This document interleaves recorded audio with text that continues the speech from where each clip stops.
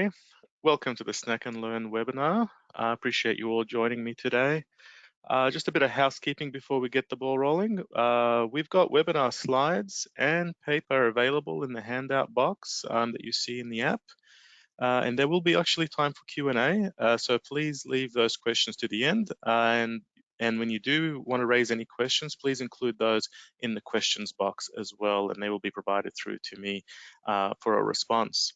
So welcome everybody. Appreciate you being here on the topic of why there is no such thing as maintenance backlog. My name is Rami Affan, and I am the National Technical Executive here in the Strategic Asset Management team in WSP Australia. I have worked in the asset management field for almost 20 years across Australia and the USA. But first, I would like to acknowledge the traditional custodians of country throughout Australia and their connection to the land, sea and community who have occupied and cared for this continent for over 65,000 years. It always was, always will be the land of the First Nations people. I would like to pay my respect to their elders past and present and extend that respect to all First Nations peoples on the webinar today. I would like to acknowledge the Darug people who are the traditional custodians of the land I am currently presenting to you from here in Northwest Sydney. So today I'll be presenting to you on a project or a couple of projects that we have now delivered for a number of high-profile clients in Australia, which is the development of a maintenance liability framework for the public sector. Prior to joining WSP, I led the asset management reform program in the New South Wales public sector, and from that experience, then therefore joining WSP, I developed a thought leadership paper on a topic around how can we better modernize and improve asset maintenance practice, resulting in some really good engagements with New South Wales Treasury and Transport for New South Wales, where they were experiencing some challenges that you see on the screen at the moment. I'm not going to read them out to you, but in essence, they were interested in how can we help asset managers in particular and organizations get a better understanding of the need and benefit of maintaining public infrastructure, ultimately in able to put together investment proposals that are quite successful and demonstrated those particular benefits to communities and to customers. So today I'd like to share with you that approach and share with you also some of those case studies. In addition, in terms of the agenda, this might be a little bit challenging for you all as well. So I'm going to challenge the status quo, some of the legacy understandings around what maintenance and maintenance backlog is. We'll work through what I believe is going to be a better approach, and as I said to you, share those case studies. And as I mentioned right at the beginning, there will be time for Q&A right at the end. So to challenge the status quo, to truly understand what maintenance liability really means for an organization, and certainly for a public sector organization, I'm going to be using some trusted advice from Homer Simpson, and that you need to genuinely understand what the future holds. And maintenance is ultimately a response to trying to deliver your organization's objectives and manage your risks, rather than looking backwards in terms of backlog of what has been done or happened in the past. To truly establish a very strong case, you got to look at what the needs are going to be in the future and how you're going to respond to those, rather than just basing everything of what you've experienced in the past. So we've actually had an opportunity to review quite a lot of the methodologies that exist across industry around maintenance backlog, and you'll see some of them there listed on the right-hand side. I'm not going to go through those in extensive detail. The paper that's attached does break them down a little bit for you. Most of the review was done around organizations and public sector agencies here in Australia. However, there are still quite a number of observed limitations and challenges that organizations are having in using these types of methodologies. First key thing that I think is probably the most important thing, to be honest, is that a lot of these methodologies do not necessarily help organizations respond to future strategic challenges, recognizing the word future challenges, not historic challenges. Particularly in terms of thinking about their changes to their asset portfolio, how their assets are going to age, but I think more so trying to understand the demands on the asset driven by population growth or quality of service, and broader customer requirements that may change in terms of, again, changing the types of objectives that your organization may have. And one of the interesting things that I think needs consideration here also is climate change. And what does that mean in terms of your maintenance liability and maintenance response in order to mitigate those risks? Ultimately, these areas, these existing methodologies that exist, that are out there at the moment, struggle to substantiate the benefits of doing maintenance. And this is an area that we are trying to address as part of this new framework. And as a result of not being able to substantiate those benefits, there's been a lot of unsuccessful attempts in getting the politicians and certainly the treasuries engaged or bought into why a certain amount of maintenance investment is actually needed. And one of the key areas that we do want to ensure this framework does capture, because again, there's been some limitations with some of the existing methodologies, is all types of expenditure, capital and recurrent as it's needed to support your maintenance requirements for the future. But there is going to be a big component of this around understanding and how it can help support the asset management maturity of an organization as well. So ultimately, this is not something that you could obviously flip a switch and deliver overnight. This is something that you're going to have to go on a journey and continue to have it developed as part of your asset management maturity through better data, better practice. Here's a simple case study, although when I say simple, hopefully easier to understand, but quite alarming in a lot of other ways. This is a snapshot of the US infrastructure performance, and just with this snapshot alone from a report that was done by the Australian Civil Society, there's 4 different ways that you can highlight backlog just in terms of these areas, and even within that is obviously driven by the organizations that underpinned each of these sort of infrastructure areas within this report. But importantly, what the report does do, which I think this is the area that I think is going to be the focus as part of a new methodology, is the so what. Okay, we've got billions of dollars of maintenance backlog. We've got all these assets that are in poor condition. So what? What does this really mean in terms of outcomes to the community, outcomes to our customers, outcomes for the state, outcomes for the nation?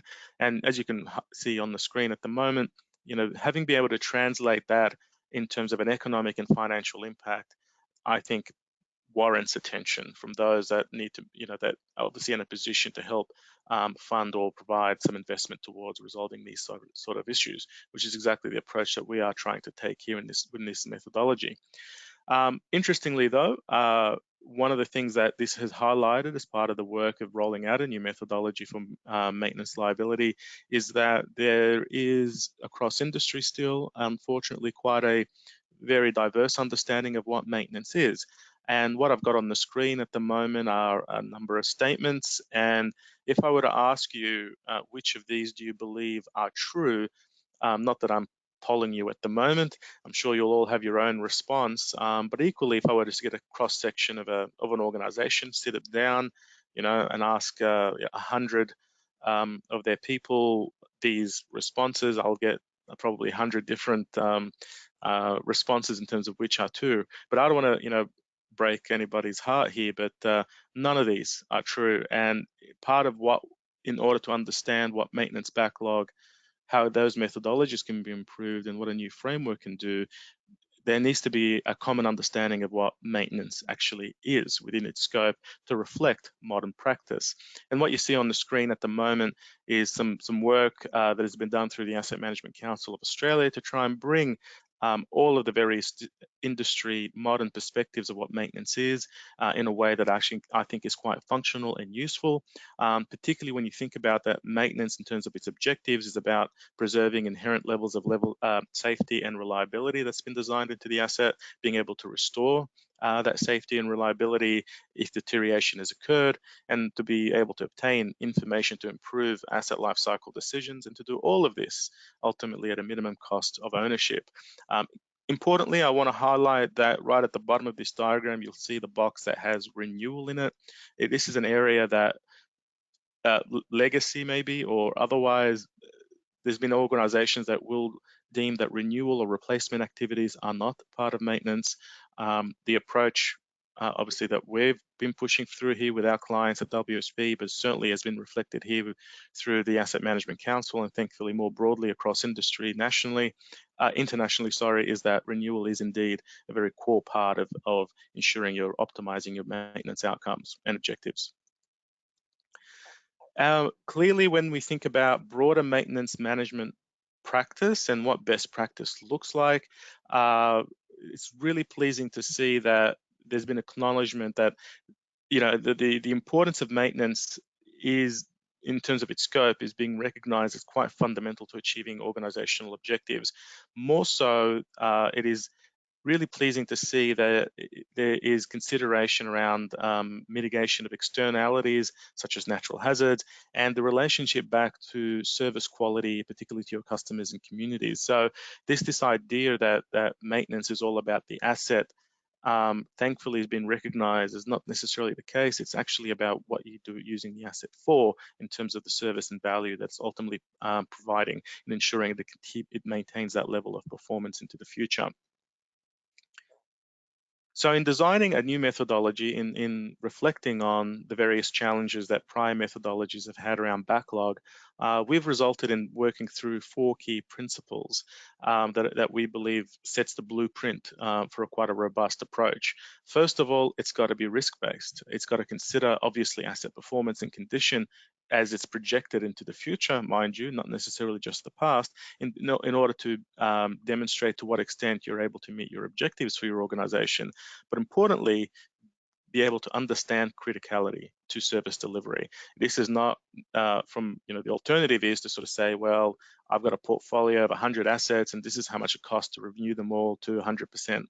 The idea here is to say, well, how much do you need to do to ensure you're meeting your objectives into the future and the service levels that are required, and from a criticality point of view, as opposed to making everything 100% condition. Perspective is incredibly important. I've touched on this already quite a lot. It's got to be future focused. It's got to look out into the future in terms of its maintenance expenditure that's going to be required to achieve those levels of asset condition and performance that's needed to meet the objectives of the organization. Outcomes, it's got to have to demonstrate measurable benefits at the end of the day. It's every dollar that's being invested or delivered through a maintenance program has to be attributable to some sort of measurable change or improvement or benefit associated with it. So this is a big, probably really the most critical area of this framework that we are currently working with our clients on. And lastly, transparency, being able to provide visibility to individual assets, locations, and maintenance programs. This is not about just grouping everything into one giant figure and say, here's our maintenance requirement, please give us some money. This is ultimately being able to demonstrate exactly the locations of where assets and customer needs in terms of their alignment is going to be required to ensure that those improvements are going to be made. So clearly in thinking through these principles, it highlights that data is going to be so important, and critically it is. So the robust, in order to help substantiate and put into place robust investment decision making, you clearly need to have robust data and analytics. And what you see on the screen are probably some of the core data sets that underpin how do we ensure that we are supporting a new framework of this sort of perspective, particularly when we're talking about trying to understand future liabilities. So asset management is also obviously about bringing together the technical and financial, and the data that you see here is reflective of that. We want to try and ensure that data analytics is foundational to quantifying the future maintenance liability, so that these data sets need to be aligned and need to be projected into the future, but also needs to be demonstrable in terms of benefits that are going to be made based on certain dollars that are going to be invested. Interestingly, in going through this process of understanding what data is available within our clients, within organizations, and helping them bridge some of these data gaps, results in quite complementary activities that actually benefit the organization, such as being able to standardize and have integrated data across the organization as opposed to the siloed or having no line of sight of what you've got in terms of information. It really helped the continuous improvement around data limitations, particularly as part of their broader asset management maturity. And ultimately, it allowed opportunities to not just capture history in terms of where data has happened, but to devise opportunities of how we can help them model projections. And some of the interesting things that we've been able to help, in addition to doing the financial and economic appraisals and a tool set for maintenance investment, we've used things like artificial intelligence and machine learning to help project those trends as required in bringing some of these data sets together, because it can be quite complex in order to sort of demonstrate the relationship between life cycle costs, service levels, and business KPIs, location and performance of an asset as well. So presents quite a strong opportunity to help uplift the overarching digital maturity of an organization in going through this particular process. Here is an example that you would see presented in most organizations around their maintenance program structures, how work orders are ultimately generated and determined through a maintenance requirements analysis. But what I wanted to highlight to you is that for this maintenance liability framework to work, ultimately, there is already probably existing data that is being captured against the asset in terms of the type of maintenance activity that is being planned for and delivered, which is typically around the whole understanding the budget, the actuals and the forecasts, and obviously the scope that what has been achieved. But importantly, at a maintenance program level, that's where a lot of the work is needed to say, as a result of investing in this type of program, what improvement are we likely to see in terms of particular outcomes for the organizations? How can we measure that in terms of performance back to an asset? And what does this really mean in terms of a risk profile as well for us? So a lot of these sort of questions in understanding and quantifying benefits, we're trying to bring them to a maintenance program level rather than getting into the weeds around individual maintenance tasks. It does give some very strong line of sight, and it's been quite effective so far in being able to help organizations be quite successful in substantiating their maintenance requirements. One of the more interesting innovations that has come about as a result of this methodology is to think about, well, what other liabilities are relevant here to maintenance? And obviously, natural hazards or modeling natural hazards was also another key component of trying to expand an understanding of, well, where the future risks lie to our existing infrastructure. And WSP has done some work, particularly here in Australia, to help clients model and quantify natural hazard events into the future. And what you see on the screen at the moment is a map of New South Wales, a heat map. And that heat map is actually a projection over the next 10 years in the most high-risk areas of where natural hazards are likely to occur. And if you overlay that with your asset portfolio, you'll really get a great sense in terms of where your exposure and vulnerabilities are going to be, and ultimately liabilities are going to be. And this model can be projected, 10, 20, 30, 50 years into the future, based on the profiles of the individual natural hazards that you see on the right-hand side. So understanding the climate science component of this and the data associated with doing this type of modeling can actually help strengthen, again, that then substantiate the need for maybe we need to think about the broader resilience of our infrastructure when it comes to how our maintenance standards are devised. In I've talked a lot about quantifying benefits, and the maintenance liability framework brings a focus on quantifying those business outcomes based on the asset performance and the level of investment in maintenance into the future. And what we've actually helped our clients do is to sort of take a step back and think, well, what outcomes am I achieving? And this has helped, give a bit of a nice investment logic mapping. You've probably heard that term, but more importantly, gave an understanding of some sort of hierarchy around criticality for asset performance, in that, well, ultimately you want to ensure that assets are safe and available to your customers. And there are some measures to demonstrate exactly, and these are example measures, mind you, of how this could be done. You want your assets to then ultimately be reliable to meet your levels of service, utilization, and achieve those broader business objectives on a day-to-day basis. There could be opportunities in terms of thinking about adaptability for your assets and ensuring that they're both fit for purpose and resilient for the future. And ultimately, you've got to, as an asset manager, demonstrate the economics of this thing is going to work in terms of productivity, return on investment, and broadly a financial liability that might be associated with your assets, particularly when you think about how they're going to be used or deployed into the future.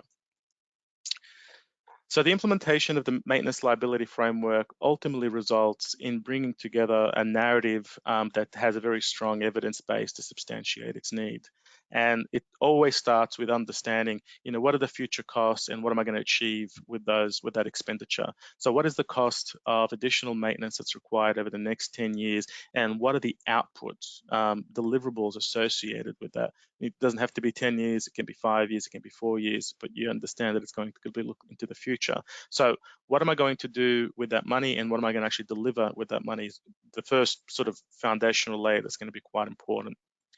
The second layer is to then ask to basically understand, well, what am I going to achieve in terms of acceptable level of performance to try to demonstrate those service outcomes. So we need to demonstrate that the maintenance requirements are going to be expressed in line with measurable performance results against the organization's objectives or service requirements based on their targets by criticality. So it's this is what we need, this is what we're going to achieve with it for the business.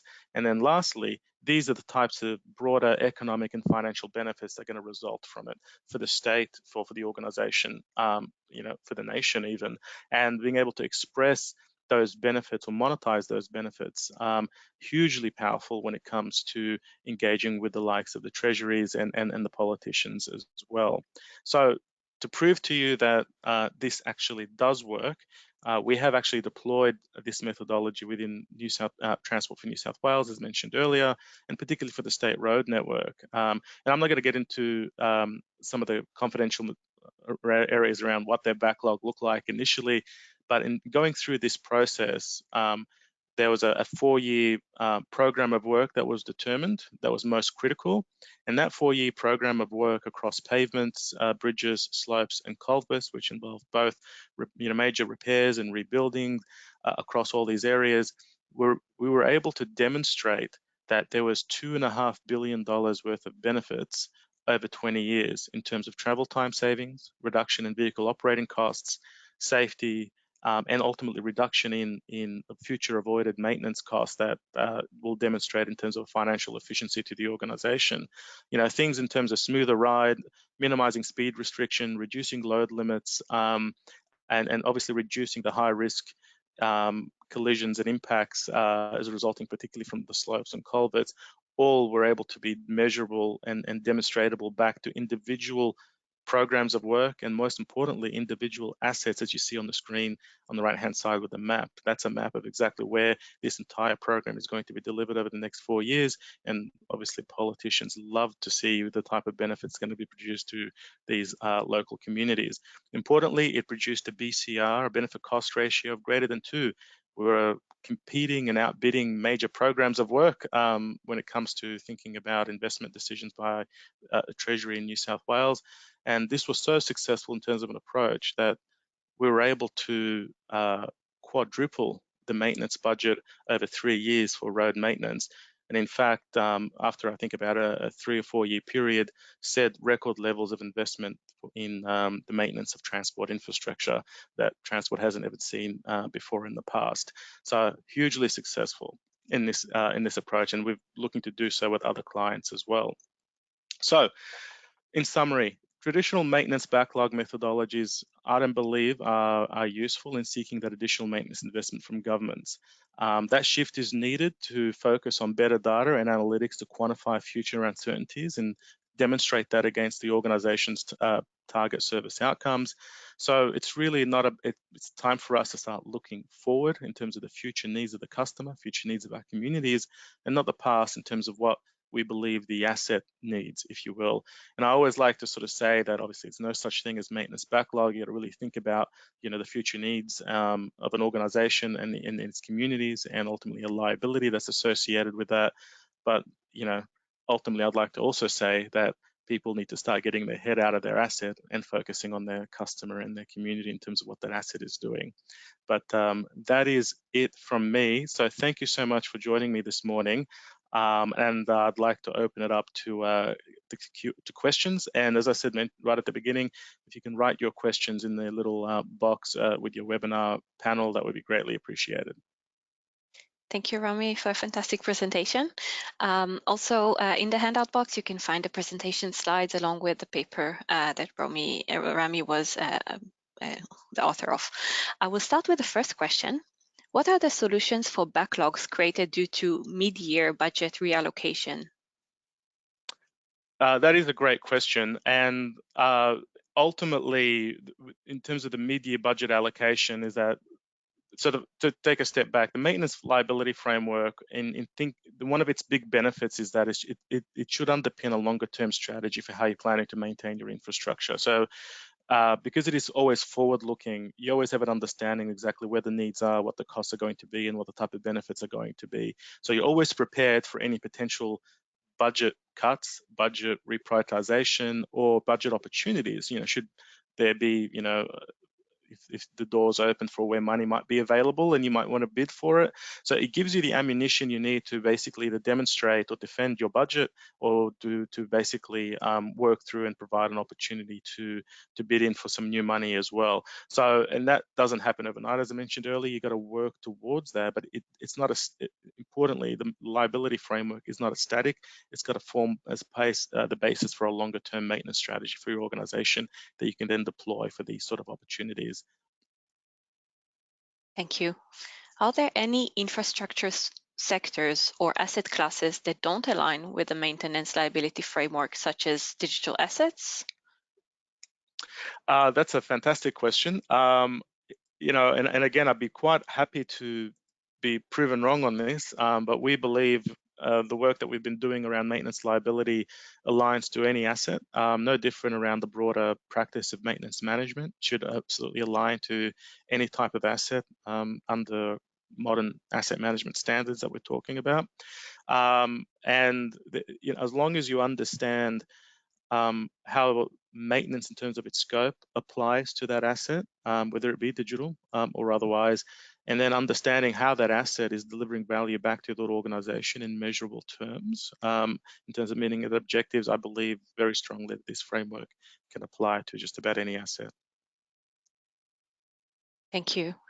Do you calibrate your cost estimate or projections based upon agency cost histories of contract, and how contracts or maintenance actions are carried out internally by the agency internal or by contractor? Fantastic question. So most organizations will have to do that obviously initially by looking at their history and certainly what's available at the moment in terms of their service providers. So that's obviously a starting point. Critically, you just can't accept that to be the basis for your evidence in your cost projections, because you've got to keep reviewing and harnessing what is optimal in terms of achieving that. One of the things that I would recommend, and what we've helped clients do, is benchmark their expenditure against other comparable organizations or sectors, or particularly because we're talking about maintenance activities, certain maintenance tasks and assets as well. Having an understanding of what good within industry looks like in terms of cost, and certainly in terms of the level of expenditure that should be invested in certain types of activities, is always a useful benchmark. Obviously not always perfect, but at least gives you an opportunity to sort of refine and improve that data over time as you get more knowledgeable in this space. Thank you. How can the maintenance liability framework be used to help inform better decisions for the acquisition of new assets?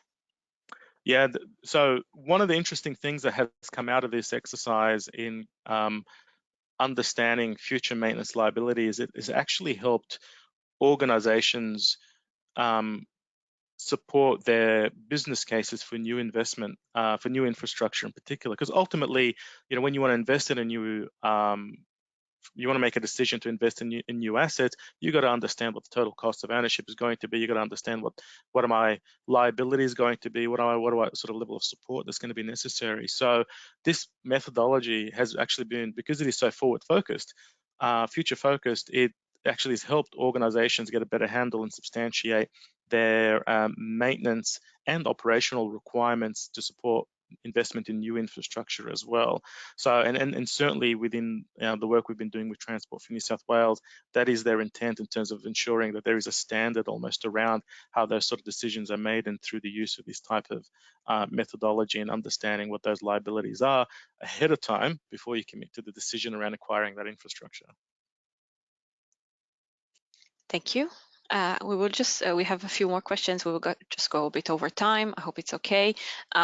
Where do organizations start if they don't have any useful asset data available? Yeah, and that's a very common scenario. And the good news is that with organizations like ourselves at WSP, because we've got such exposure to a number of clients, a number of infrastructure sectors, and very strong evidence base that we've collected globally, actually, in terms of our networks. We're actually able to help organizations leverage comparable data sources, data sets that could be used to, hopefully bridge some of those gaps that may exist. But ultimately, this is, as I sort of noted earlier with the case study with TFNSW, a multi-year journey.